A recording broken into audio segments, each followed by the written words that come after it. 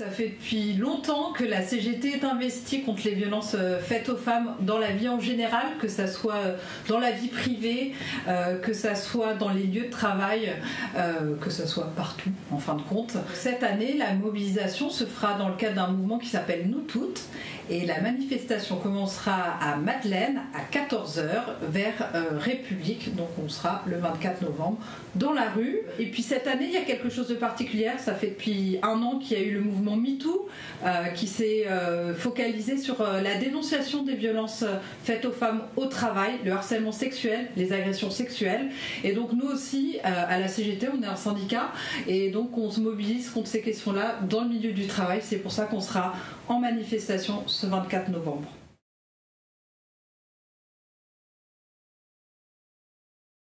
En tant que syndicat, évidemment, on s'empare de ces questions qui remontent de la réalité, du vécu des femmes.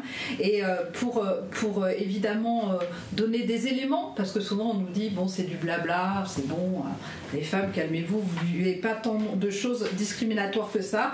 Alors je vais donner quelques chiffres et je vais m'appuyer sur un guide qui vient de sortir de la CGT, fonction publique, gagner l'égalité professionnelle entre les femmes et les hommes. Les derniers chiffres que nous avons disent bien que une femme sur 5 aurait été victime de harcèlement sexuel au cours de sa vie professionnelle. Une femme sur 10 est victime de violences sexistes chaque année.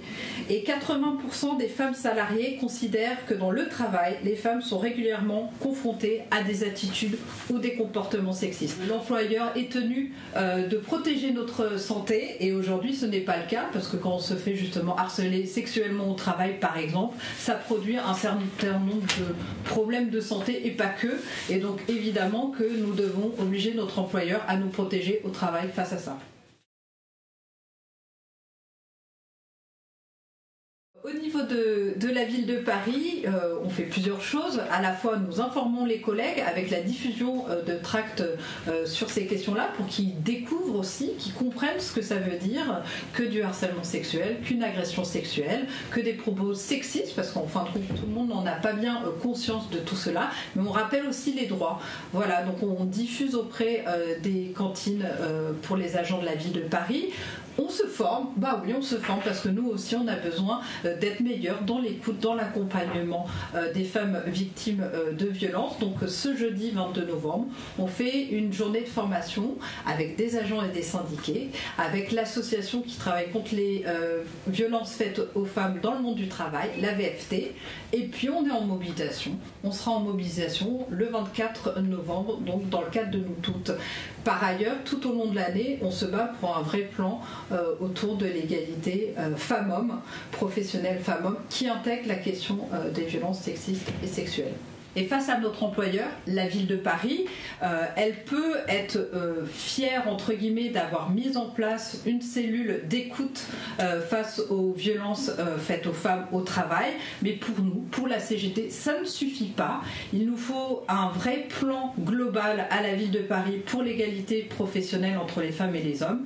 Et donc, on a un certain nombre de mesures qu'on porte dans des mobilisations comme le 8 mars ou comme aujourd'hui, sur l'égalité salariale, sur la lutte contre la précarité, parce que plus on est précaire comme vacataire, CDD, plus on peut être en situation de vulnérabilité face à un agresseur et pas oser s'exprimer et dire qu'on l'a vécu parce qu'on a peur de perdre son travail. On a un certain nombre de mesures donc, dans le champ de l'emploi qu'on veut porter, comme aussi notre grande campagne sur le remplacement des congés maternité, parce que c'est inadmissible aujourd'hui que ça ne soit toujours pas le cas sur l'ensemble de la ville de Paris. Alors sur la question spécifique des violences faites aux femmes, nous demandons un vrai plan de prévention de ces violences sexistes et sexuelles. C'est en cours grâce à nous parce qu'on l'a posé en CHSCT centrale en janvier dernier. Je vais revenir sur les principales revendications qu'on porte sur les questions de violences sexistes et sexuelles à la ville de Paris.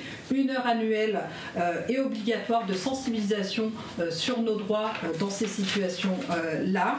Une formation obligatoire de l'ensemble des acteurs de prévention qui passent de la médecine préventive au personnel qui sont en charge de ce qu'on appelle les relations de personnel, aux membres des CHSCT. Évidemment, on veut le maintien du CHSCT et son droit d'intervenir en termes d'enquête, parce que pour nous, il faut comprendre pourquoi une organisation de travail permet de tels actes, et changer l'organisation du travail, ça ne va pas être juste, entre guillemets, sanctionner une personne qui va forcément permettre à ce que d'autres femmes ne soient pas victimes d'une organisation du travail qui a pu permettre ce type de violence. Donc pour nous, il y a accompagnement de la victime, poursuite justement et sanction de l'agresseur, parce que ça participe aussi à la reconstruction des femmes victimes de violences, mais on veut intervenir sur l'organisation du travail. Enfin, nous sommes évidemment pour la prise en charge des frais de justice de la victime et l'aménagement de son poste de travail, avec aménagement post-horaire. On peut avoir de lourds traumatismes psychiques liés à ce genre de situation, ou des démarches administratives et juridiques à faire. Il faut donner toutes les possibilités aux femmes de le faire sur leur temps de travail, et évidemment la reconnaissance automatique en accident de travail. Donc oui, nous avons beaucoup de choses à faire encore à la ville de Paris pour prévenir et lutter contre ces violences qui, depuis un an, en tout cas, plus de femmes se saisissent de cette cellule, donc il faut absolument y travailler. Chaque syndicat aujourd'hui travaille sur ces questions-là, mais on a aussi un collectif Femmes Mixité qui se forme pour être le plus à l'écoute et être dans l'accompagnement. Et évidemment, on a besoin de tous et toutes, je dis bien tous et toutes, parce qu'on a aussi des hommes investis sur ces questions-là. Et donc, on peut jusqu'à présent taper à la porte par une boîte mail, mais on répond. La boîte mail, c'est femmes.mixité@us-cgt-spp.org. Voilà, femme avec un S. Et puis j'en profite pour dire que la CGT lance une consultation nationale pour toutes les femmes qui travaillent et qui ne travaillent pas d'ailleurs, pour savoir ce qu'elles pensent de la CGT et quels sont leurs vécus au travail ou au chômage et en précarité, et qu'est-ce qu'elles attendent de la CGT en termes de syndicalisme. Donc cette consultation est lancée jusqu'au 7 janvier. Ça s'adresse aussi aux militantes ou aux syndiquées femmes CGT, pour aussi comprendre qu'est-ce qu'elles attendent de la CGT, pour que ça soit aussi simple qu'un homme de militer à la CGT, car aujourd'hui il faut bien se battre dans tous les lieux contre notamment les violences et l'égalité. Alors ce site, c'est www.consultation-femme-cgt.fr. On vous invite toutes cette fois-ci à y répondre. Merci.